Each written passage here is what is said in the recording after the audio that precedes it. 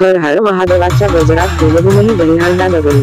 दहीहंडा येथे काढण्यात आली 151 भिरण्याची भव्यदिव्य कावड यात्रा. श्रावण महिन्याच्या शेवटच्या सोमवारी काढण्यात आली. शिवभक्तांनी दरवर्षीप्रमाणे यावर्षी सुद्धा आणले पूर्ण नदीवरून पाणी आणून महादेवाच्या जयघोषित दुलदुलही होती पूर्ण दहीहंडा नगरी.